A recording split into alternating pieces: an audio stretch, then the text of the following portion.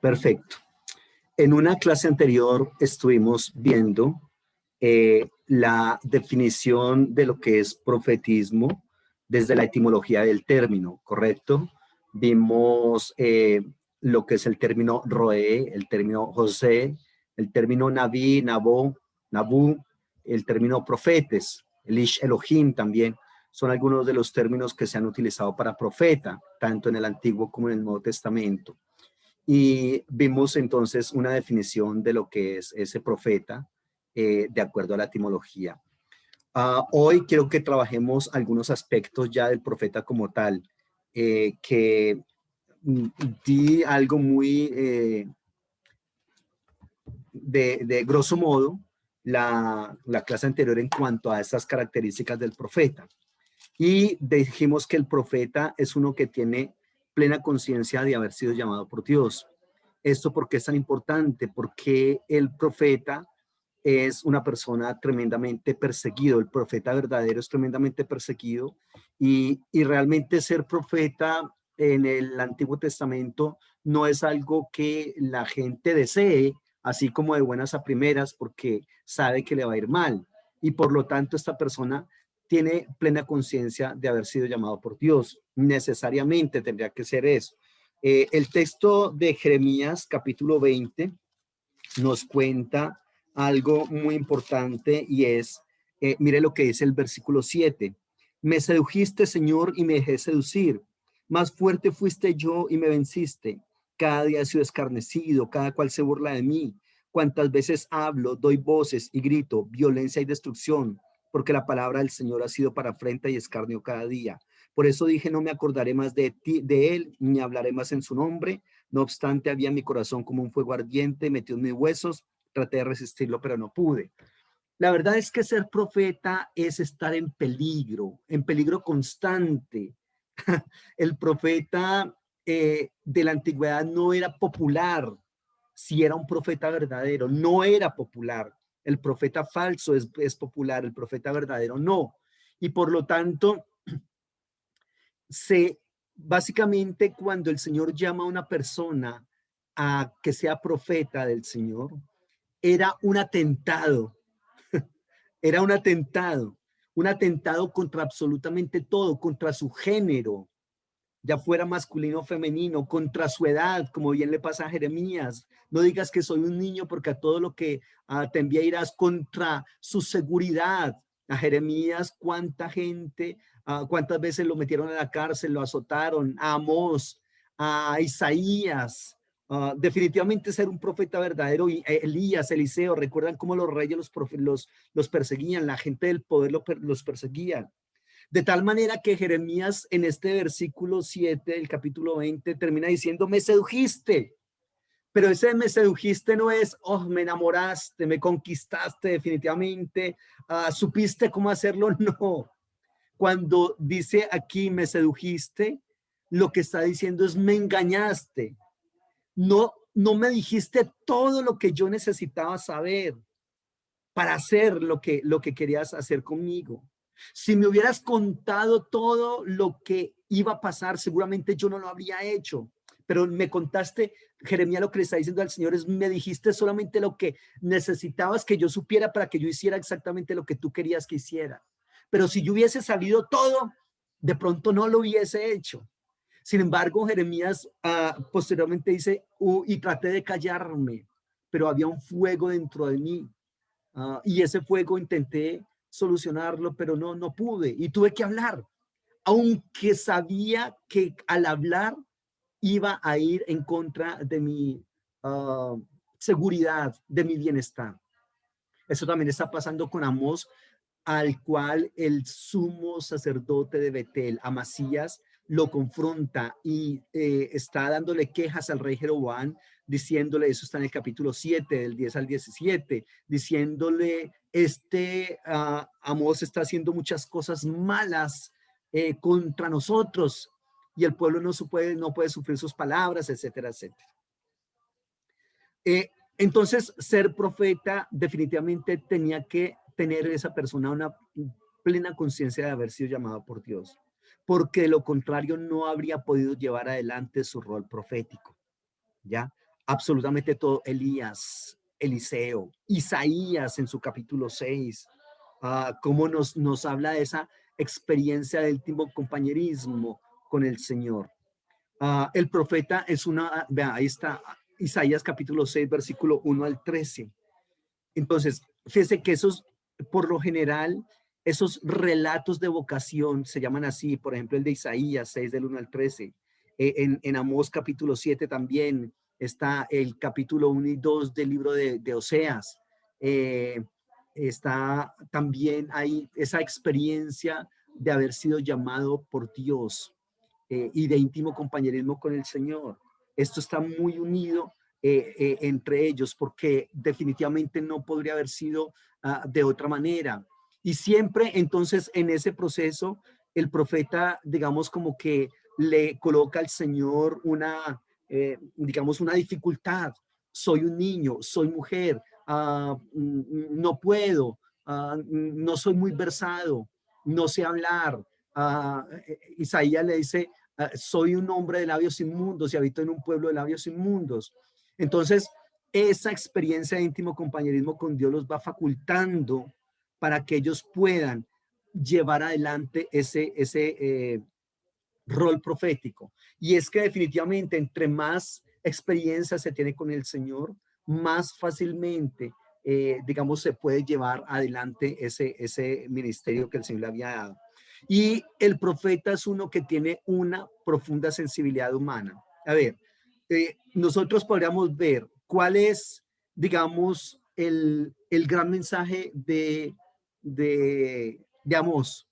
Es el mensaje contra la injusticia social. Por eso el profeta se le llama, al profeta Amós se le llama el profeta de la justicia social.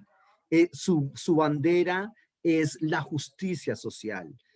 ¿Cuál es el gran mensaje de Oseas? Es él lo que está intentando es proscribir el culto baalístico. Ese es el gran desafío de Oseas. Claro, no significa que estos profetas no vayan a hablar de otros temas, obviamente los hablan y los hablan permanentemente, pero digamos se les reconoce por abanderar un proceso como tal. Por ejemplo, Isaías, se le conoce como el profeta de la santidad de Dios y eso es a lo que él, digamos, se va a encaminar bastante. O por ejemplo, como Miqueas, a Miqueas se le reconoce por ser el profeta, se le llama el demócrata, o también se le llama el campeón de los pobres, o también se le llama el Amós revivido, o también se le llama la gran pelea de Miqueas es contra los falsos profetas. ¿Ya? Entonces, o por ejemplo, Jonás, que va a discutir con eh, la injusticia de Nínive, que era la capital del imperio asirio, ¿correcto? O en el caso, por ejemplo, de Abdías, que va a discutir fuertísimo contra Edom, o la profecía de Habacuc, que es espectacular. La profecía de Habacuc se constituye y es única en la Biblia porque se constituye en un diálogo entre el profeta y Dios, en el cual el profeta interpela a Dios y Dios se deja interpelar y no se disgusta y aparte de eso le da unas respuestas bastante interesantísimas. Ese libro de Habacuc tiene una teología riquísima, es impresionante. O por ejemplo, Ageo, que es un profeta posexílico y su tema está en la reconstrucción del templo. Entonces, fíjese que nosotros no podemos abanderar todos los procesos ni todas las causas, pues, sería imposible, pero nosotros sí, recuerde que le estoy diciendo que la iglesia tiene, por ser eh, embajadora del reino de los cielos, tiene una voz profética, es decir, nosotros como colectividad tenemos una voz profética y eso tenemos que tenerlo en cuenta. Es decir, usted es un profeta ahí donde está. Recordemos que el profeta es uno que habla delante de Dios. Es decir, cuando usted se para en un púlpito y usted predica, usted está siendo un profeta del Señor, ¿ya? No importa si no ha estudiado en una escuela de profetas, no importa si nadie lo ha reconocido como profeta, es un profeta del Señor desde esa perspectiva, ¿ya? Entonces, pero ¿cuál es el asunto acá? ¿Por qué no coloco texto acá cuando digo que el profeta tiene una profunda sensibilidad humana? definitivamente, si usted no se deja interpelar por algo que esté pasando en el mundo y no abandera ese proceso y se hace dueño de él y lo lleva adelante aún a costa de su propia seguridad e incluso su vida, pues entonces, perdóneme de que está siendo profeta. Recuerde lo que significa el término naví, significa estar furioso. Y estar furioso, ¿qué es lo que lo hace poner a usted furioso? Eso tenemos que abrazar ese concepto. Ahora, algo bien importante, esto es muy clave. El profeta es uno que conoce bien su contexto. Tampoco colocó texto, ¿por qué? Porque eso se evidencia en todos los profetas del Antiguo Testamento. Bien se ha dicho, Karl Barth dice que un no cristiano debe leer en una mano la Biblia, pero en la otra mano el periódico. Es decir, nosotros tenemos que estar muy enterados de lo que está pasando en el mundo, de cómo se manejan estas políticas, cómo se maneja el sistema financiero, cómo se maneja eh, eh, el sistema político, social, cómo se está manejando, quiénes manejan eso. ¿Qué es eso de la Agenda 2030 o la agenda globalista? ¿Qué es eso de economía neocapitalista? ¿Qué es eso de neoliberalismo? ¿Qué es eso de alimentos transgénicos? ¿Qué es eso de bioética? Todo eso nosotros tenemos que entenderlo. O si no, ¿cómo vamos a poder dar un mensaje más adecuado y pertinente para nuestra actualidad? De ahí que nosotros, infortunadamente, creo que nos está faltando muchísimo conocimiento de nuestro contexto. Una persona que me descresta, la verdad, en cuanto a conocimiento del contexto, es este profeta Amós. Es increíble. Amós, pero no es el único, porque eso se puede ver también en otros textos de la Biblia, pero por ejemplo el capítulo 1 de Amós, fíjense, Amós es un campesino, pero es un campesino adinerado, es un pastor nóquet, y el término nóquet significa un pastor, pero que es un pastor que tiene miles de casas de ganado. Pero siendo un campesino, conoce muy bien tanto la política nacional, es decir, la política de Judá, la política de Israel y la política de los otros lugares. En una clase le daré algunas pautas de los lugares a los cuales Amós le dirige su mensaje en los primeros capítulos. Es impresionante. Es impresionante cómo Amós conoce todo lo que está pasando a su alrededor.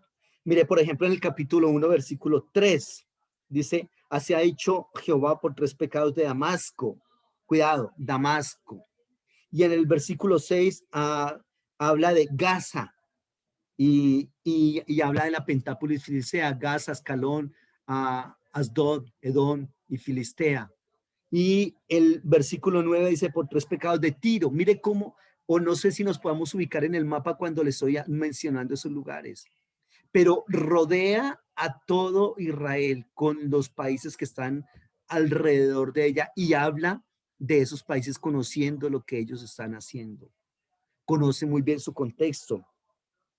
Versículo 11 habla de Edom. Versículo 13 habla de Amón. Capítulo 2, versículo 1 habla de Moab. Luego habla de Judá y luego habla de Israel. Y reitero, estas naciones no solamente están en Amós, están en Jeremías, están en Isaías, están en Ezequiel. Entonces los profetas son personas que conocen muy bien su contexto. Perdón, es que nosotros, hay un discurso que nos ha hecho muchísimo daño a nosotros y es el discurso de lo que se conoce como ese discurso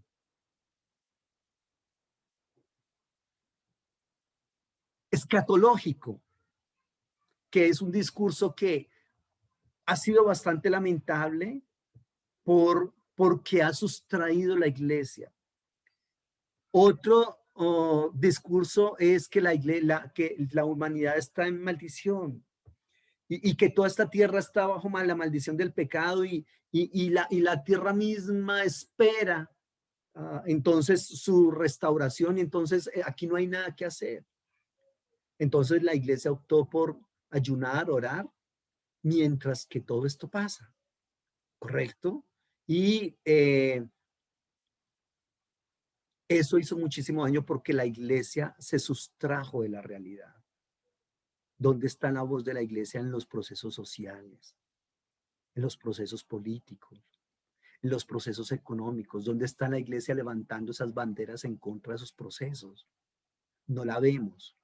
¿Por qué? Porque estamos muy ocupados dentro, en esa burbuja, en ese gueto, ¿cierto? De espiritualidad, esperando la parucía, la segunda venida de Cristo. Y eso ha hecho muchísimo daño. No es correcto, pero así estamos. La iglesia no conoce el contexto en el cual está, porque como todo eso es del diablo, todo eso es demonio, todo eso hay es que reprenderlo.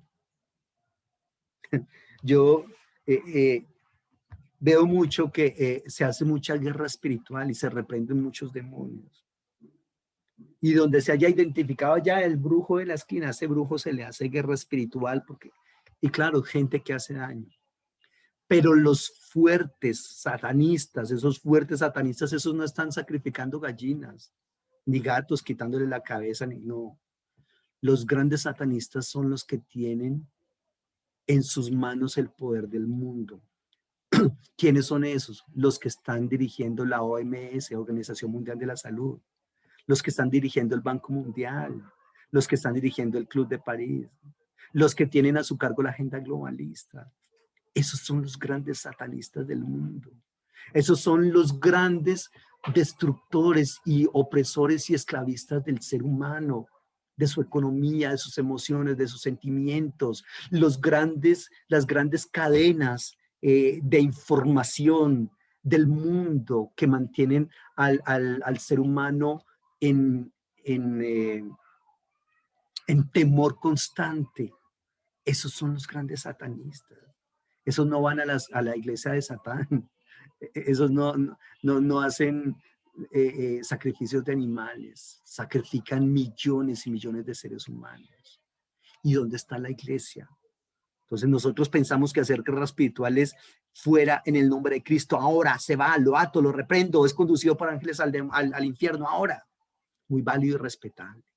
Pero otras maneras de hacer guerra espiritual es abanderar esos procesos y decir no estoy de acuerdo con eso. Enseñarle a la gente que es una sana economía, que no sean esclavos de los bancos, que no consuman transgénicos, que no apoyemos la minería legal o ilegal porque eso es lo mismo.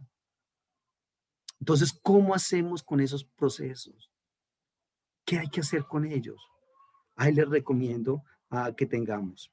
El profeta es un intercesor. Esto es muy importante. En el texto bíblico, la intercesión es clave. Amós capítulo 7, versículo 1 en adelante dice, esto me ha mostrado el Señor. Él criaba langostas cuando comenzaba a crecer el heno tardío que viene después de las siega del rey. Y aconteció que cuando acabaron de comer la hierba de la tierra, yo dije, Señor Jehová, perdona ahora, pero ¿quién levantará a Jacob que es tan pequeño? El Señor se arrepintió y dijo, no será. El Señor me mostró esto. El Señor llamaba al fuego para abrazar, para juzgar. Y el fuego consumía el gran abismo y también una parte de la tierra. Y dije, Señor Jehová, cesa ahora, pues, ¿quién levantará a Jacob que es tan pequeño? Se arrepintió el Señor de esto y dijo, no será tampoco. Aquí vemos una gran característica del intercesor. ¿Se acuerdan que el Señor está diciendo, y estoy buscando o busqué un hombre que hiciera, que sirviera de puente entre el ser humano y yo? Y dice, y no lo encontré. El Señor tiene un aspecto, vea, este concepto de la intercesión es muy importante en el texto bíblico. El hecho de que una persona se sustraiga de sus propias necesidades para atender las necesidades de otro, eso es clave para el Señor. Eso es muy importante para Él. La intercesión incluso aún a costa de su propia vida. Por eso es que en un momento dado, cuando el Señor le dice a Moisés, estoy cansado de este pueblo, apártate para que yo lo destruya. Señor, empieza por mí entonces. ¿Cómo es posible que una persona incluso tenga el deseo de colocar su propia vida si es necesario por la seguridad y por la salvación de otro? Eso es lo que vale en el texto bíblico. Eso es lo que vale. Incluso en la Biblia vale más la intercesión que las mismas ofrendas que se presentaban para el perdón de pecados. Tenía que haber un intercesor y si no había ese intercesor la ofrenda no servía. Aquí el profeta Amós, el Señor le está mostrando unas visiones y el Señor ha empezado a destruir la tierra y hay alguien que dice, Señor, ten misericordia. Señor, no hagas eso. Y el Señor dice, está bien, no lo voy a hacer. ¿Por qué? Porque hay una persona intercediendo. El profeta es alguien que tiene esa capacidad tan grande de conocer a Dios, que el profeta es uno de los que más conoce a Dios, pero también conoce al ser humano y se conoce a sí mismo. Y con base en ese conocimiento de esos individuos, es decir, Dios, el ser humano y él mismo, entonces puede, cuando se presenta delante de Dios para orar por para pedir por interceder por él, decirle, Señor, tenga misericordia, es que este sí es definitivamente, es bien cabezón, por favor, perdónele, déle una oportunidad.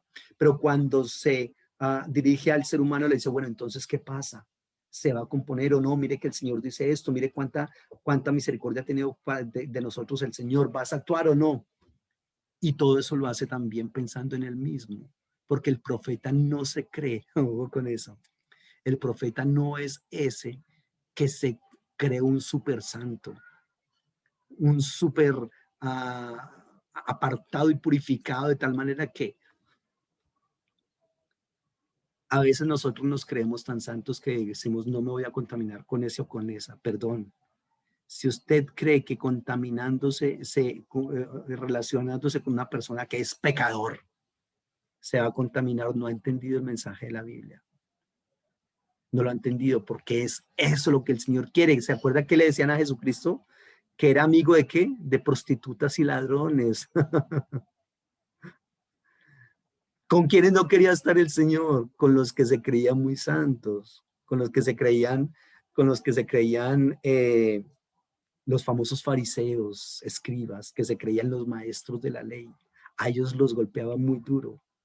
Pero ese que era bastante precisamente alienado por esos grupos santos, sí quería estar con ellos. Entonces, eso es muy importante. Y no me voy a contaminar porque es que hablo con una prostituta o con un ladrón o con un chismoso. Entonces, ¿dónde está mi espiritualidad? De tal manera que no puedo hablar con él o con ella porque ya quedo contaminado en el sentido de que voy a empezar a hacer lo que ellos hacen. Ojo, el profeta es un mediador de la palabra del Señor y quizás este es uno de los aspectos que más se reconoce en el profeta, que es un maestro de la palabra del Señor. Definitivamente eso es algo muy importante. Deuteronomio 18. Recuerde que le he venido diciendo que el profeta no es el que recibe siempre por revelación, está ya viendo Netflix y el Señor le está revelando, mijo, esto y esto, lo otro, no. Recordemos que cuando se habla de revelación en el profeta, claro, a veces la revelación viene por el oído, por el ojo, en sueños, ¿cierto? Pero una parte de la revelación muy importante es el estudio del profeta. Él estudia su contexto, él estudia el texto bíblico y con base en eso dice va a pasar esto y esto y esto. Entonces, cierto, diagnóstico y pronóstico, ¿ya? Anuncio y denuncia. Pero para que haya un anuncio y una denuncia tiene que haber una renuncia.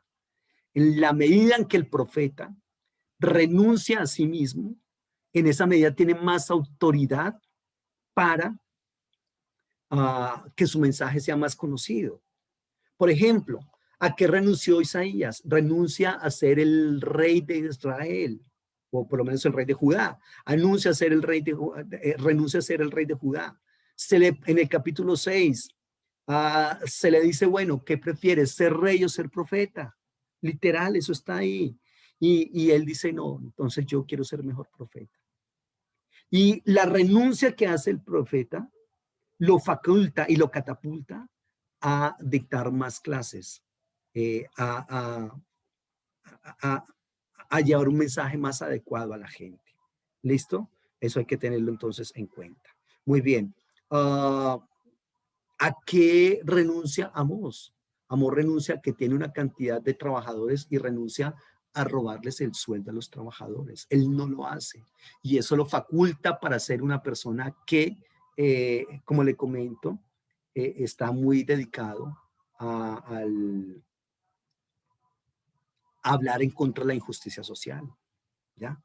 ¿A qué renuncia Oseas? A adorar al dios Baal. Y esa renuncia lo lleva a tener un discurso muchísimo más eficiente, eficaz contra el culto baalístico. Y así sucesivamente. Entonces, mire lo que dice Deuteronomio 18. La verdad,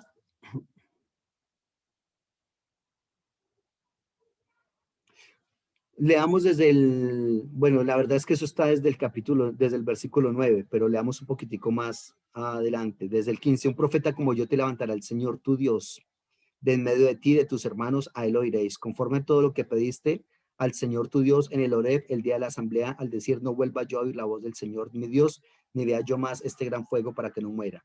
Y el Señor me dijo, bien está eso que has dicho. Un profeta como tú le levantaré en medio de sus hermanos, pondré mis palabras en su boca y él dirá todo lo que yo le mande. Pero a cualquiera que no oiga las palabras que el profeta anuncie en mi nombre, yo le pediré cuenta. El profeta que tenga la presunción de pronunciar en mi nombre una palabra que yo no le haya mandado pronunciar, o que hable en nombre de dioses ajenos, ese profeta morirá. Tal vez digas en tu corazón, ¿cómo conoceremos que esta no es palabra del Señor?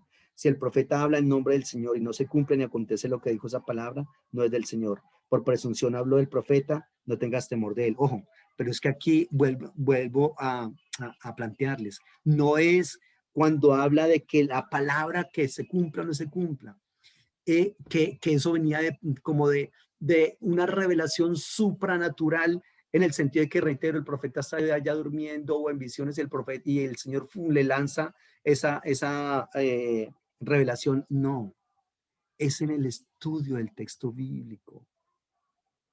Es en el estudio del texto bíblico. Esas escuelas de profeta enseñaban era esa parte, ¿listo? Y el profeta definitivamente es uno que denuncia el pecado, venga de donde venga, denuncia el pecado y anuncia la salvación también. Entonces, pecado, castigo, salvación, ¿listo? De donde venga. No, no importa si viene de los sectores poblacionales hegemónicos, no importa si viene de los alienados, del campesino que le coloca su pecho al sol y al agua todos los días, o es el adinerado que está en los palacios. Sea cual sea la persona que esté pecando, él anuncia el pecado. Pero cuidado, fíjese que el pecado que anuncia, como le comento, ¿por qué ellos abrazaban esos aspectos, por ejemplo, como lo político, como lo social? Y ahí es donde tenemos que enfatizar muchísimo este concepto del profetismo. ¿Por qué, por ejemplo, un líder social que no es profeta ni nada, por qué está hablando más de lo social que la misma iglesia? ¿Por qué está abandonando más esos procesos que la misma iglesia? Y entonces, ¿qué pasa ahí? Ahí tenemos que lidiar con ese aspecto. Fíjense que un líder social que no va a la iglesia, que no, digamos, está abrazando un sistema religioso, por lo menos el nuestro, y sin embargo termina levantando una voz profética mucho más eficiente que la nuestra que estamos en la iglesia. ¿Qué está pasando ahí? ¿Ya? Entonces nosotros muchas veces, uy, no, sí, sabemos que, pero callémonos porque eso no es correcto. De pronto si hablamos nos matan, de pronto si hablamos nos vetan, nos quitan el derecho a, nos quitan el privilegio de, ¿ya? Entonces es bastante complicado. Muy bien, eso en cuanto a, digamos, algunas características y función del profeta. Eso tenemos que tenerlo muy, muy en cuenta.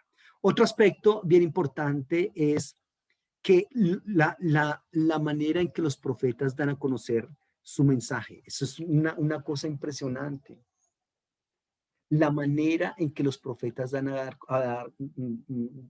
dar a conocer su mensaje. Vea, los profetas tienen unos métodos pedagógicos insuperables, súper efectivos. Ahora, súper efectivos, pero le decía yo en la clase anterior que todos los profetas fracasaron. Y entonces, ¿cómo así? Me dice en la clase anterior que los profetas fracasaron y ahorita me está diciendo que sus métodos pedagógicos son efectivos. Sí, sí son efectivos. Lo que pasa es que obviamente eso tiene que calar, digamos, para que se haya, eh, eh, para que haya, digamos, como una efectividad de ese mensaje, tiene que haber un emisor y un receptor, ¿cierto? Y el mensaje como tal. Pero si el receptor no está dispuesto, pues no hay absolutamente nada. Precisamente me preguntaba ayer o antes de ayer una estudiante digamos que qué deficiencia le veía yo a lo que se conoce como teología de la liberación. ¿Se acuerdan que o sabemos qué es teología de la liberación? Es un movimiento que se dio por allá en los años 60, un movimiento de liberación, de teología que se dio, eh, porque resulta que muchos de esos teólogos van a educarse a Europa y a Estados Unidos, ¿correcto? Pero entonces la teología que ellos aprenden allá es una teología eh, eurocentrista, homogénea, es una teología desde los centros del poder, desde la hegemonía, ¿correcto? Y ellos llegan, luego de hacer sus doctorados y todo ese asunto, llegan otra vez a Colombia, perdón, a Latinoamérica, claro, y Colombia también. Y entonces ellos ven que esa teología que aprendieron allá, eso aquí no se aplica. Entonces ellos empiezan a hablar y utilizan estos textos proféticos, Amós, Isaías, Miqueas, o sea, utilizan todos esos profetas para hablar en contra de todos esos sistemas opresores que han implementado precisamente Europa y Norteamérica aquí en Latinoamérica, ¿ya? Y la teología de la liberación tiene unos presupuestos para hablar al opresor desde la voz del oprimido. Entonces se constituye en la voz de los que no tienen voz. Pero entonces me preguntaban, ¿y cuál es la deficiencia de ella? La deficiencia, infortunadamente, es que esa teología de la liberación tiene un discurso muy espectacular. Tiene un discurso espectacular. Tiene algunos representantes de ella son, por ejemplo, Leonardo Boff, ¿cierto? Eh, Gutiérrez. Hay gente muy, muy brillante. Clovis Boff también. eh, Gustavo Gutiérrez. eh, Severino Croato, bueno, hay gente muy brillante en eso, pero no lograron los objetivos trazados. ¿Pero por qué? Porque obviamente el discurso estaba dirigido a los grandes, a los poderosos, a las clases hegemónicas, a los que tienen concentrado el poder, y ellos no están dispuestos a ceder. Entonces ya digamos que el profeta ya no es culpable de eso. Lo que uno tiene que hacer es dar su mensaje. Ya el otro verá. Pero bien dice el texto bíblico, si el Señor le da al profeta un mensaje y el profeta no lo da a la gente, ese profeta le tiene que dar cuenta a Dios y Dios va a demandar a las personas de la mano del profeta. Por otro lado, si el profeta dio su mensaje, ya el profeta zafa su responsabilidad delante de Dios y los hace a ellos responsables. Entonces, ahí desde esa perspectiva, pues no hay mucho, digamos, que se le pueda reclamar al profeta, porque es que no diste el mensaje, no, sí lo dio, pero los demás no quisieron escuchar, ¿ya? Entonces ahí está bien interesante eso. Voy a hablar de algunos de los métodos pedagógicos que utilizan los profetas para dar a conocer su mensaje. Uno es, por ejemplo, los relatos que pueden ser biográficos o autobiográficos. Esos relatos biográficos, por ejemplo, son los relatos que cuenta un profeta de él, ¿correcto? Cuenta un profeta de él y, no, perdón, que los biográficos son los que cuenta alguien más del profeta. Por ejemplo, cuando nosotros hablamos en Oseas capítulo 1, fíjese que dice, palabra del Señor que dirigió a Oseas, hijo de Berí, en días de Usías, Jotanacás, Ezequías, reyes de Judá, y en días de Jeroboam, hijo de Joás, rey de Israel. Comienzo la palabra que el Señor habló por medio de Oseas y dijo el Señor a Oseas. ¿Quién está hablando ahí? ¿El profeta Oseas? No. ¿Quién está hablando ahí? ¿Dios? No. Está hablando una persona que se le denomina el redactor. Los relatos biográficos son relatos que hablan de la vida de la persona, eh, eh, hablan de la vida de la persona y son por lo general en tercera persona, es decir, redactados en tercera persona. Es decir, alguien está hablando de la vida de ese profeta. Y en esos relatos biográficos hay unos mensajes bastante interesantes. Por ejemplo, este mensaje de Oseas, que es un profeta que está peleando contra el culto baalístico, pero la esposa de él es adoradora de Baal. El suegro de él es adorador de Baal. Y cómo su propia experiencia de vida permite que sea un aspecto como de encarnar el mensaje que Dios le dio y encarnarlo de una manera bastante fuerte en el caso de esos profetas del Antiguo Testamento. Y hay otros relatos que son los relatos autobiográficos. Por ejemplo, en el capítulo 3, versículo 1, mire que aquí ya la redacción cambia de tercera persona a primera persona. Me dijo otra vez el Señor, ve y ama a una mujer amada de su compañero y adúltera. Así ama el Señor a los hijos de Israel, aunque ellos se vuelven a dioses ajenos y aman las tortas de pasas. Entonces la compré para mí por 15 ciclos de plata y un hombre y medio cebada. Y le dije, tú serás mía durante muchos días. No fornicarás ni te entregarás a otro hombre y yo haré lo mismo contigo. Entonces fíjese que en los relatos biográficos y autobiográficos hay un aspecto bastante interesante y es que se conocen datos de la vida del profeta como tal, ¿sí? Y eso es muy importante. Por ejemplo, al profeta Jeremías, lamentable que a Jeremías se le hable y se le diga que es el profeta llorón. Qué terrible, terrible. Ah, la persona que hable así de Jeremías no conoce realmente el mensaje de Jeremías, sus luchas, sus dificultades, todo lo que tuvo que vivir. No lo conoce, porque Jeremías tuvo que vivir muchísimas circunstancias y lo que fue un valiente. Y que definitivamente cuando él se queja es porque está en el extremo de lo que le está pasando, ¿ya?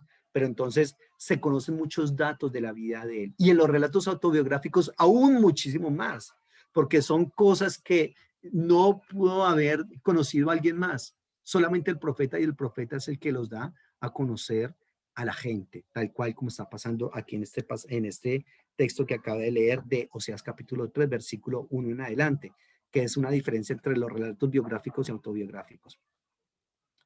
Por otro lado, ahí están los famosos oráculos, o también se les conoce con el nombre de profecías.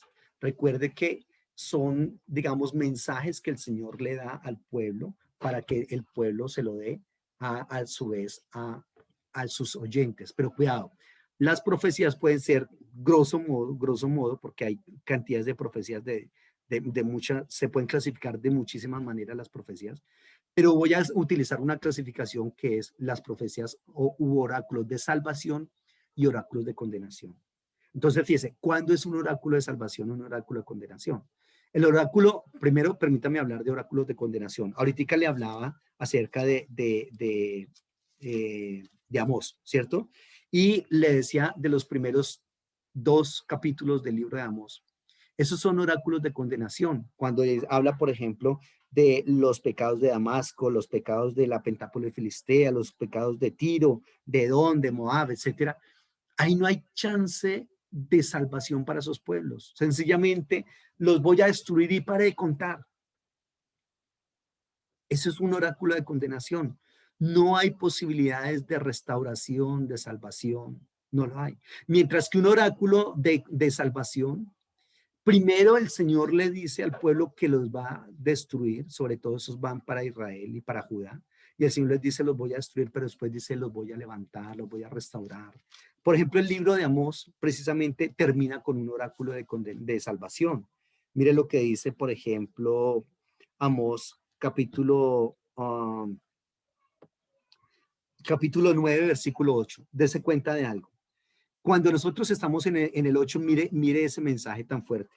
Ciertamente los ojos del Señor están contra el reino pecador y yo los borraré de la faz de la tierra, mas no destruiré del todo la casa de Jacob, dice el Señor, porque yo mandaré que la casa de Israel sea zarandeada entre todas las naciones, como se zarandea el grano en una criba sin que caiga un granito en la tierra. A espada morirán todos los pecadores de mi pueblo que dicen no se acercará ni nos alcanzará el mal. En aquel día yo levantaré el tabernáculo caído de David, cerraré sus portillos. Entonces, fíjense cómo los versículos 8, 9, 10 habla de cosas fuertísimas que vienen para el pueblo. Pero mire cómo a partir del versículo 11 dice, yo los restauraré. Yo levantaré el tabernáculo caído de David, cerraré sus pórticos, levantaré las ruinas y edificaré como en los tiempos pasados, para que aquellos sobre los cuales es invocado mi nombre posean el resto de Edom y todas las naciones, dice el Señor que hace esto. Ciertamente vienen días, dice el Señor, cuando el que ara alcanzará el secador y el que pisa las uvas al que lleve la simiente. Los montes destilarán mosto y todos los collados se derretirán. Traeré el cautiverio, etcétera, etcétera, y sigue leyendo. Cuidado, entonces hay una diferencia entre oráculos de condenación y oráculos de salvación. Qué bendición que el Señor a su pueblo les propone oráculos de salvación. ¿Listo? Muy bien. Estoy hablando de los diferentes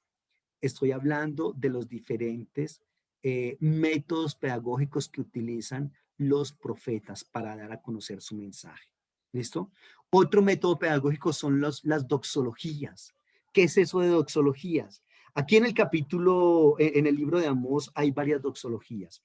La palabra doxología viene de dos palabras griegas, doxo, que es gloria, y logos, palabras de gloria. Son, o también por eso se les llama himnos, porque son, digamos, canciones que se entonaban y a partir de las cuales se dejaba ver ciertas características de Dios, de la divinidad, ¿correcto? En este caso, mire, por ejemplo, hay una primera doxología en el capítulo 4, versículo 13. Ciertamente el que forma los montes y crea el viento, el que anuncia al hombre su pensamiento, hace las tinieblas mañana y pasa sobre las alturas de la tierra, el Señor Dios de los ejércitos es su nombre. Ojo, la doxología entonces viene a ser como una composición, digamos, como cúltica, como hímnica, es decir, es un himno, correcto, una canción que se compone para exaltar al Señor. Ahora, claro que eso tiene dentro o detrás de ella tiene un objetivo que es, en este caso, proscribir el culto baalístico. ¿Y por qué les digo que esta doxología intenta proscribir el culto a Baal? Porque Baal era un dios eminentemente naturalista.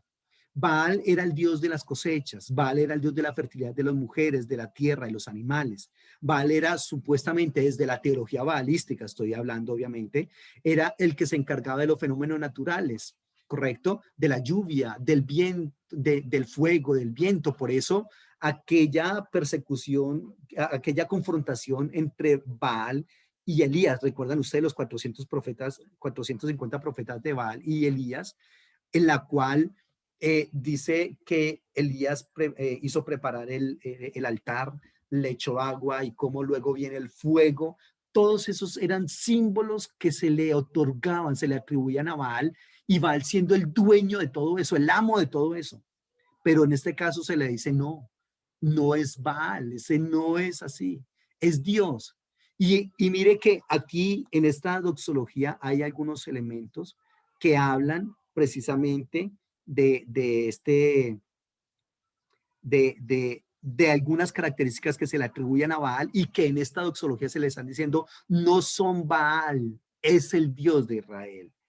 Entonces dice, por ejemplo, ¿qué se le decía de Baal? Que él formaba los montes y que Baal cabalgaba en el viento.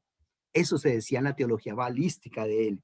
Dice que hace de las tinieblas mañana y pasa sobre las alturas de la tierra. Baal vivía sobre las alturas de la tierra y, reitero, tenía la capacidad de dominar sobre los fenómenos atmosféricos. Por favor, permítanme ser incisivo en esto. Estoy hablando desde la teología baalística. Nosotros sabemos que no es así, pero ellos pensaban, consideraban que era así. Y por eso termina diciendo esta doxología, no es Baal. Cuidado, eso de que no es Baal lo estoy colocando yo. ¿Por qué? Porque sé lo que está detrás de ese texto.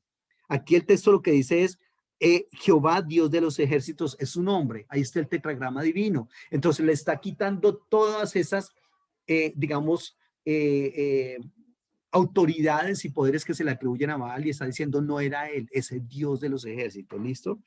Hay otra doxología en el capítulo 5, versículos 8 y 9. Busquen al que hace las Pléyades y el Orión, el que vuelve las tinieblas en mañana y hace oscurecer el día como noche, el que llama las aguas del mar y las derrama sobre la faz de la tierra. El Señor Jehová es su nombre.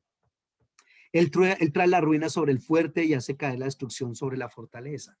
Esa es la doxología. Y fíjese que retoma algunos elementos que ya había planteado en la primera doxología y asume otros. Por ejemplo, se creía que él era ese Dios que había hecho las Pléyades, el Orión, que había hecho todos esos astros, que era Baal. No, no es Baal, es el Dios de Israel.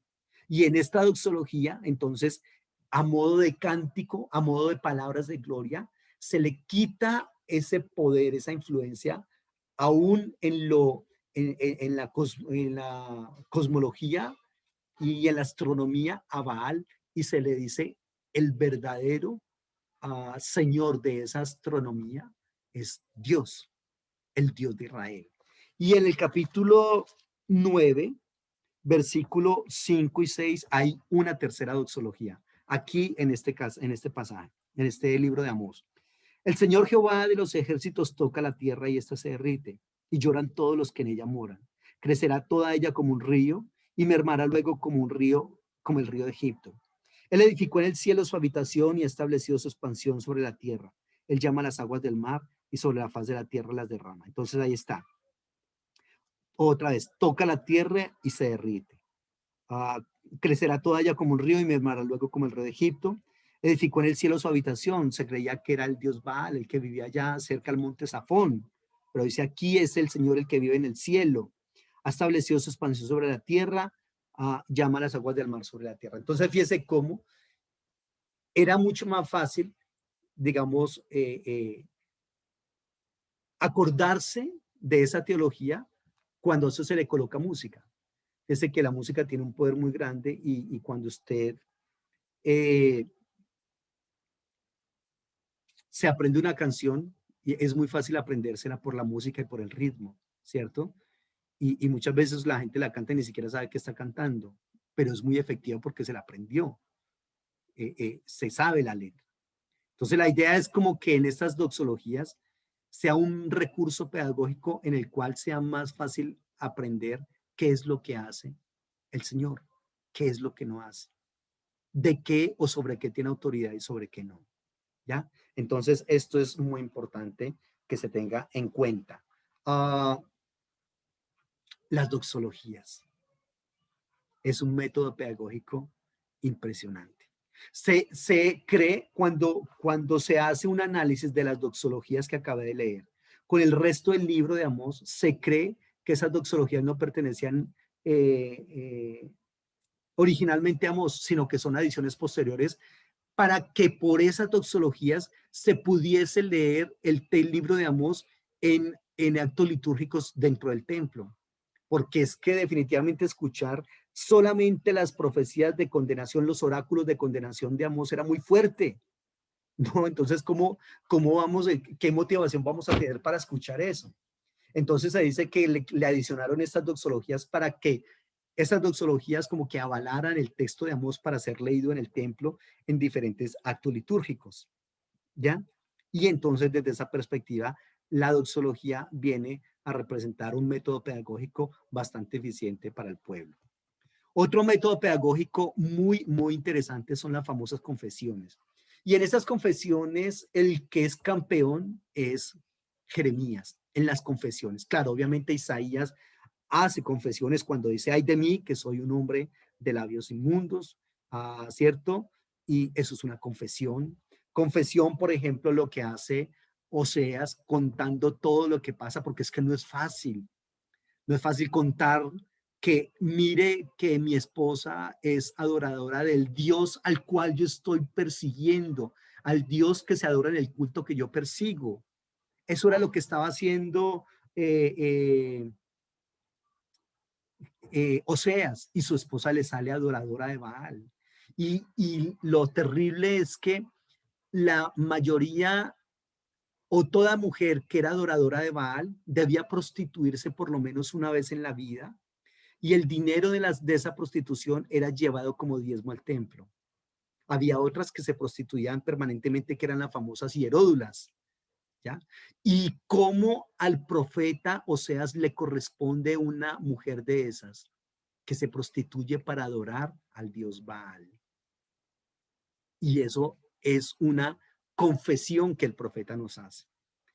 Uno de los que más hace confesiones es precisamente Jeremías, en el capítulo 20 que leíamos hace un rato. Es bastante fuerte lo que él dice acá. Por eso dije, voy a leer desde el 29, por eso dije, no me acordaré más de él ni hablaré más en su nombre. No obstante, había en mi corazón como un fuego ardiente metido en mis huesos. Traté de resistirlo, pero no pude. Cuidado, he oído lo que muchos murmuran, terror por todas partes. Denunciémoslo, denunciémoslo. Todos mis amigos esperaban que yo claudicara. Decían, él, él va a caer y nosotros le vamos a caer encima. Y vamos a tomar nuestra venganza. Esos eran los amigos de Jeremías. Esos eran los familiares de Jeremías los que decían eso. Los hermanos, el papá, los tíos. Entonces las confesiones son esos momentos en los cuales el profeta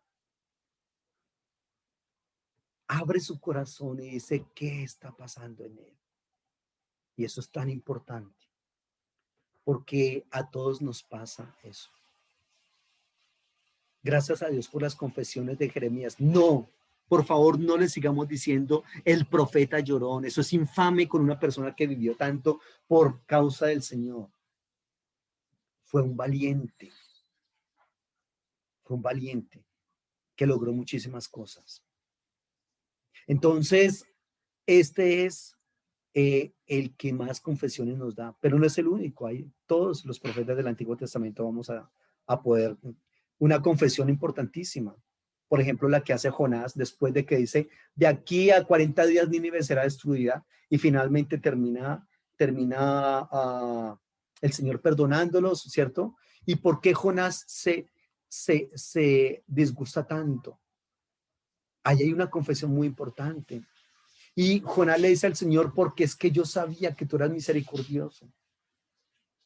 Y que si ellos se arrepentían, tú los perdonabas. Y uno podría decir, pero a ver, disculpe, Jonás, y es que, ¿acaso yo no merecía un arrepentimiento y perdón? Es que Jonás sabía algo que nosotros de pronto no sabemos. Y es que Jonás sabe que, recordemos que Nínive es la capital ¿de dónde? Nínive es la capital del imperio asirio. ¿Se acuerdan ustedes? Nínive es la capital del imperio asirio. ¿Correcto? Y el imperio asirio, los soldados del imperio asirio son muy corpulentos, pero son muy sanguinarios, muy crueles. Permítame, le digo algunas de las cosas que hacen los soldados asirios. A las mujeres embarazadas les quitan, les abren el vientre, les sacan el feto, les meten un gato vivo adentro y les cosen el vientre y les cortan las manos. A los hombres les quitan la cabeza a los soldados que les se atreven a hacerles frente y hacen pirámides de cabezas humanas al paso de la conquista para que la gente les tenga miedo. Los empalizan a los hombres, les meten un palo por el recto y que salga por la boca. O toman un tronco y le sacan punta por un extremo, toman al hombre y lo insertan ahí y levantan el palo y lo clavan en la tierra y dejan suspendido al hombre allá. O ellos juegan con lanzas muy grandes y entonces hacen que se coloquen en fila los soldados enemigos y el que atraviese más soldados con un solo golpe, ese gana la competencia. Jonás sabía que al arrepentirse ellos y Dios perdonarlos, finalmente ese arrepentimiento no iba a ser duradero y que ellos iban a ir después a hacer eso con el reino del norte. Y efectivamente eso fue lo que ellos hicieron. Y por eso Jonás está ofendido, porque dice, si ellos son destruidos, ellos no van a venir a hacer eso. Pero fueron destruidos. Pero fueron perdonados. Y efectivamente vinieron a hacer eso en Israel. Entonces es una situación bastante lamentable lo que está pasando acá. Las confesiones, algo muy importante, porque en esas confesiones, mire, de pronto nosotros no aprendemos tanto de esos grandes portentos que hicieron estos personajes, como sí de sus debilidades, de sus luchas, de sus soledades. Ahí está una confesión de Elías. Uh, porque hay 450 profetas de Baal y solamente yo he quedado. Solamente yo he quedado. Y me buscan para quitarme la vida. Y el Señor termina diciéndole, mi hijo, hay 7,000. No estás solo, hay 7,000. Y claro, obviamente ese 7,000 es el número perfecto, ¿no? El 7. Lo que está diciendo es tranquilo, que en todo este proceso hay más gente, que tú no los conoces, pero yo sí los conozco. Es como lo que le está diciendo el Señor a estas personas ahí. ¿Listo? Entonces, eso hay que tenerlo en cuenta ahí. Muy bien, esas son las confesiones. Gracias a Dios por las confesiones de Elías. Cuando dijo, quiero morirme, no quiero nada. Después de ese semejante portento y apresar y hacer matar a 450 profetas de Baal que estaban desviando al pueblo y lo estaban llevando al abismo, y él rescata de esa manera al pueblo, y sin embargo después dice, quiero morirme. Es importante esas confesiones para nosotros, que el Señor nos guíe. ¿Listo? Por otro lado, los métodos pedagógicos de los profetas hay parábolas también, hay alegorías. Una de las parábolas, hay muchas en el Antiguo Testamento, parábolas o alegorías. Por ejemplo, las famosas dos hijas, ¿se acuerdan? Las dos jóvenes, Ahola y Aholiba. Hay una parábola muy interesante acá que es la de Isaías 5, la parábola de la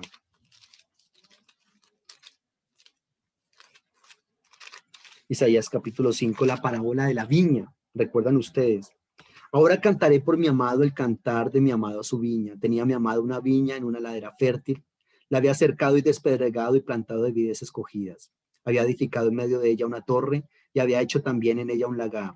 Y esperaba que diera uvas buenas, pero dio uvas silvestres. Ahora pues, vecinos de Jerusalén y varones de Judá, juzguen entre mí y mi viña. ¿Qué más se podía hacer a mi viña que yo no haya hecho en ella? Y como esperando yo que diera uvas buenas, ha dado uvas silvestres. Os mostraré pues ahora lo que haré yo a mi viña. Le quitaré su vallado y será consumida, derribaré su cerca y será pisoteada. Haré que quede desierta y no será podada ni cavada, y crecerán el cardo y los espinos, y aún a las nubes mandaré que no derramen lluvia sobre ellas. Ciertamente la viña del Señor de los ejércitos es la casa de Israel, y los hombres de Judá planta deliciosa suya. Esperaba juicio y hubo vileza, justicia y hubo clamor. Las parábolas, alegorías, narrativas, se les puede decir de varias maneras, son la manera más fácil de contar algo, de enseñar algo. Por eso, no en vano Jesucristo utiliza ese recurso para dar su mensaje, que es el de las parábolas. Recordemos que el Señor siempre enseñaba por parábolas.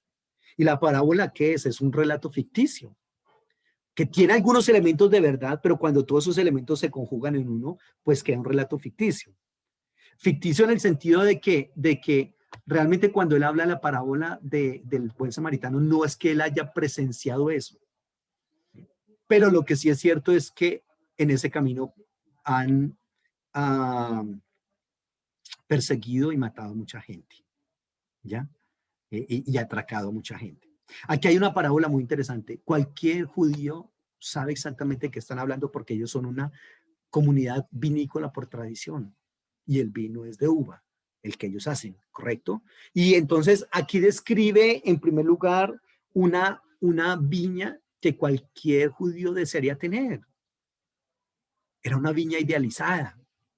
Dice que era una viña que tenía su cerca. Esa cerca se utilizaba para evitar el ingreso o de ladrones o de animales que se robaran el fruto.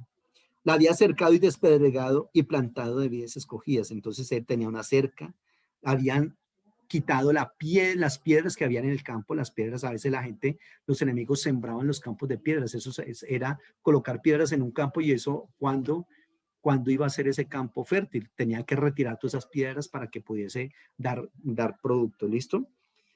Y había plantado vides escogidas, no cualquier vid, sino las mejores que había. Había edificado en medio de ella una torre y había hecho también en ella un lagar. Entonces, una torre, la torre era para que los vigías se hacían ahí, chequeando, reitero, que no hubiera ladrones ni que hubiese animales que vinieran a dañar. Y aparte de eso tenía un lagar. Muchas viñas no tenían lagar, sino que había un lagar que alquilaban en X lugar. Entonces la gente tenía que llevar las uvas hasta allá, pisarlas con los pies descalzos para hacer su vino. Esta viña no.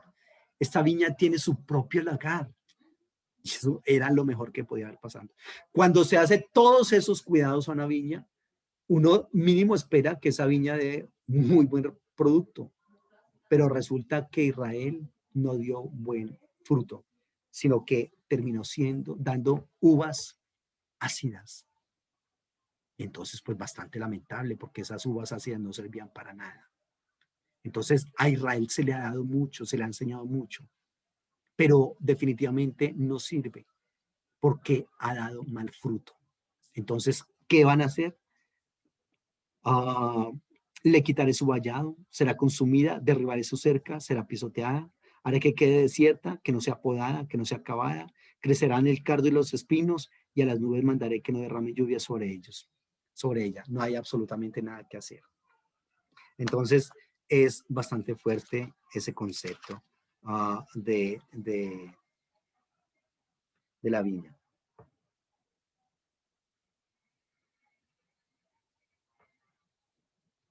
En, en el libro de Ezequiel,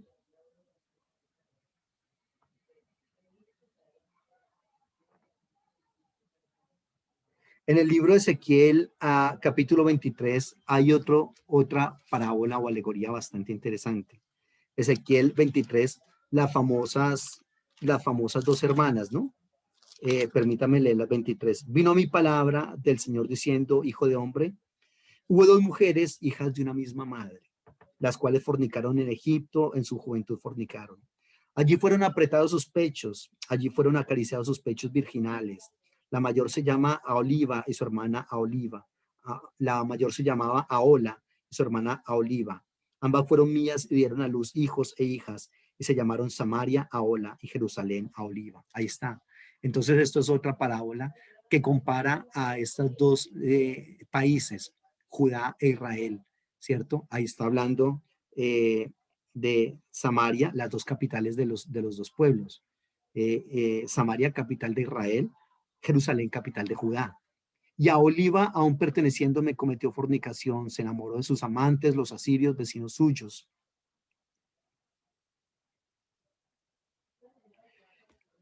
Vestidos de púrpura, gobernadores y capitanes, jóvenes codiciables, todos ellos jinetes que iban a caballo.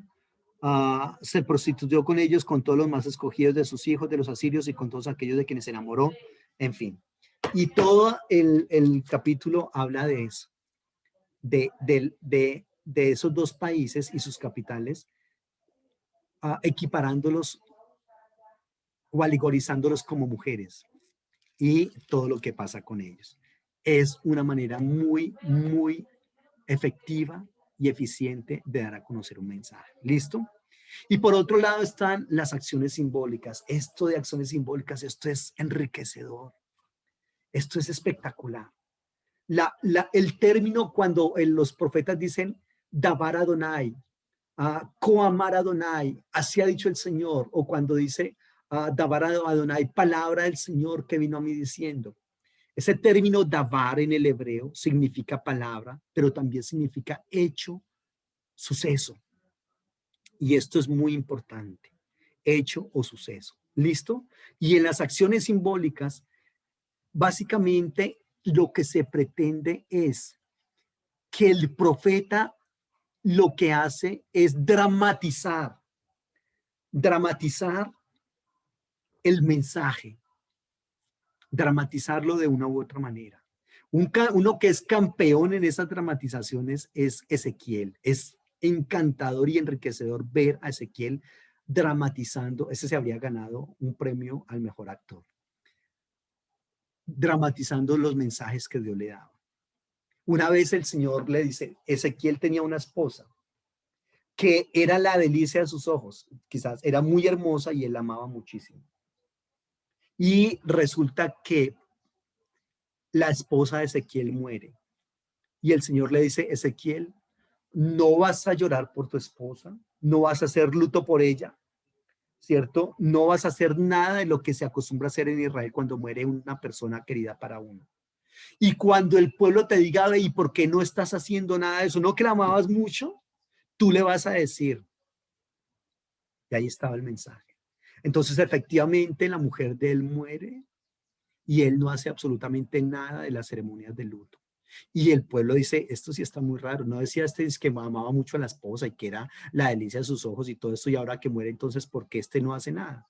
Y entonces dice, es que así ha dicho el Señor, así ha dicho el Señor, cuando ustedes sean llevados en cautiverio, yo no voy a llorar por ustedes, yo no voy a hacer luto por ustedes, no me va a interesar lo que les pase. ¿Saben por qué?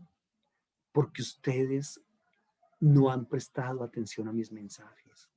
Y entonces, pues a mí tampoco me va a importar lo que ustedes tengan que vivir. Otra vez al mismo Ezequiel, el Señor le dice, rápate la cabeza, rápate la barba. Y vas a hacer con eso 3 montones de pelo. Un primer montón lo vas a tirar al viento, otro montón lo vas a quemar con el fuego y otro montón lo vas a cortar con la espada. Y cuando el pueblo te pregunte, ¿qué estás haciendo, Ezequiel? Para los judíos es terrible cortarse la barba, sobre todo entre más conservador sea, más ultraortodoxo sea, ellos no se cortan la barba, ¿correcto? Entonces, este se las está cortando. Ezequiel, ¿por qué haces eso? No lo hagas. La Torá dice que no te cortes la punta de la barba. Entonces, así dice el Señor. Este pueblo va a ser llevado en cautiverio. La tercera parte de la población va a ser quemada al fuego, con el fuego. La tercera parte va a morir a espada y la otra tercera parte va a ser llevada en cautiverio. Eran mensajes que pretendían era calar en la mente y en el corazón de las personas. Esas son las acciones simbólicas, son mensajes que eran dramatizados sin palabras y que si luego se le requería palabras al profeta, él las daba, pero que el mensaje era tan claro que cualquier persona lo entendía. Son las acciones simbólicas. Acá eso es muy importante. A Isaías se le dice, vas a darle un mensaje a Etiopía, pero el mensaje era un mensaje dramatizado. Tuvo que andar desnudo y descalzo de la cintura para abajo 3 años, siendo Isaías un profeta de la corte, un príncipe. Se ha discutido muchísimo de qué fue lo que realmente se tuvo que quitar él, ¿cierto? Sí, ellos utilizaban varias prendas debajo y al parecer fueron unas de esas que se tuvo que quitar. Pero la idea es bastante fuerte en cuanto a que definitivamente vas a tener que quitarte eso para que les digas a los etíopes que así van a ser ellos conducidos a su tierra, desnudos y descalzos y desnudos con las nalgas al aire. Era otras maneras de predicar. Los famosos ayes. Los famosos ayes en el hebreo son los famosos hoy. Hoy es una expresión que se plantea en Israel frente a desastres y frente a muerte. Los hoy están, por ejemplo, en Isaías, están en Jeremías, están en Amós.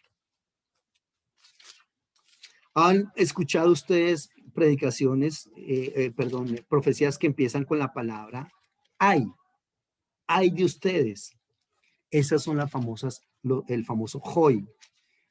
Los Hoy era una exclamación en Israel que se daba frente a desastres, tragedias y muertes. ¿Ya? Entonces, cuando una persona en Israel grita Hoy, cuidado, lo que viene es fuerte, lo que viene es grave. Y entonces, lo que se pretende es que cuando el profeta empieza su profecía diciendo Hoy, pues ahí va, lo que viene es bastante lamentable. Ah, preocúpense, porque esto que les va a decir el profeta es muy, muy fuerte. Por ejemplo, en el mismo capítulo 5 de Isaías, versículo 8. Hay de los que juntan casa a casa y añaden hacienda a hacienda hasta ocuparlo todo. ¿Habitarán ustedes solos en medio de la tierra? Ha llegado a mis oídos de parte del Señor de los ejércitos que las muchas casas han de quedar asoladas. Versículo 11. Hay de los que se levantan de mañana para correr tras el licor y siguen así hasta la noche. Versículo 18. Hay de los que traen la iniquidad con cuerdas de vanidad y el pecado como coyuntas de carreta. Versículo 20. Hay de los que a lo malo dicen bueno y a lo malo y a lo bueno malo. Versículo 21. Hay de los que son sabios ante sus propios ojos, de los que son prudentes delante de sí mismos. Ahí está. Esos son los famosos Hoy. ¿Listo? Y otro género profético, otro género pedagógico muy interesante es el RIB. ¿Qué es eso de RIB? RIB en el hebreo significa pleito o litigio. Y básicamente es lo que está pasando en una corte. Hay un juez, hay un abogado, hay unos condenados a los que se les presentan ciertos cargos, pruebas y se les dicta sentencia. En la Biblia hay muchísimos RIB, muchísimos pleitos. Uno de los más completos, y me remito a él por ser el más completo, es Isaías capítulo 3, versículo 14 en adelante. Jehová vendrá a juicio, ahí está el término RIB en el hebreo, vendrá a juicio contra los ancianos de su pueblo y contra sus gobernantes. Ojo, muchas veces a estos RIB se les coloca se le coloca testigos. ¿Cuáles eran los testigos por lo general? El cielo y la tierra. Coloco contra ustedes, testigos contra ustedes, el cielo y la tierra, es lo que dice el texto. A los ancianos de su pueblo y contra los gobernantes, porque ustedes han devorado las viñas y el despojo del pobre. Ahí está una lectura de los cargos. ¿De qué se les acusa? Se les acusa de que han devorado las viñas y el despojo de los pobres está en sus casas. Cuando un ladrón roba, ese ladrón eh, tiene la tendencia a liberarse rápidamente de lo que robó, es decir, que no lo encuentren con eso, porque obviamente es una evidencia. A esto no les importa. Les roban, despojan a los pobres y se quedan con eso ahí en la casa. Si se dan cuenta, que se den cuenta, no me interesa. Luego, en el versículo 15 hay como una interpelación, como un interrogatorio a los acusados. Pero es un interrogatorio del que no se espera respuesta. ¿Por qué no se espera respuesta? Porque ellos saben que no hay respuesta. No pueden ser justificados por lo que están haciendo. ¿Qué piensan ustedes que trituran a mi pueblo y mueren las caras de los pobres y dicen el Señor de los ejércitos? Y mueren las caras de los pobres, dice el Señor Jehová de los ejércitos. Asimismo dice el Señor, por cuanto las hijas de Sión se ensoberbecen y andan con el cuello erguido y ojos desvergonzados, que caminan como si danzaran, haciendo sonar los adornos de los pies. Ojo, aquí está entonces una declaración de culpabilidad. Son hallados culpables. Y la sentencia está a partir del versículo 17, un texto que es muy conocido. Por eso el Señor rapará la cabeza de las hijas de Sión, el Señor descubrirá sus vergüenzas, aquel día quitará el Señor el adorno del calzado, las redecillas, los lunetas, los collares, los pendientes, los brazaletes, los turbantes, los adornos de las piernas, los partidores del pelo, los pomitos de olor y los zarcillos, los anillos y los joyeles de las narices, las ropas de gala, los mantoncillos, los velos, las bolsas, los espejos, el lino fino, los turbantes y los tocados. En lugar del perfumes aromáticos vendrá de hediondez, soga en lugar de cinturón y cabeza rapada en lugar de rizos de cabello. En lugar de vestidos de gala, ceñimientos de ropas ásperas y cicatriz de fuego, en vez de hermosura, etcétera, etcétera. Entonces, todo ese castigo viene por lo que ellos han cometido. Tener eso sería prosperidad y bendición y acompañamiento del Señor para ellos. No tenerlos es destrucción. ¿Listo? Es castigo. Entonces, ¿y cómo trabaja todos esos conceptos? A través de una figura que se llama el RIP, el pleito, el litigio, tal cual reitero, en una corte de un juez. ¿Ya? Entonces, todo eso lo que se pretende es dejar una cantidad de imágenes, de conceptos, para intentar que el mensaje del profeta sea un mensaje muchísimo más válido. ¿Listo? Muchísimo más eficiente y efectivo para la gente que está escuchando. Ahí está. Muy bien. Así terminamos, no se termina el tema, nunca. Lo que se termina es el tiempo, infortunadamente, pero ahí estamos. ¿Listo? Entonces, gracias, muy amables, estamos en contacto. El Señor les bendiga y que estén muy bien. Bendiciones, pastor. Hasta luego. Gracias.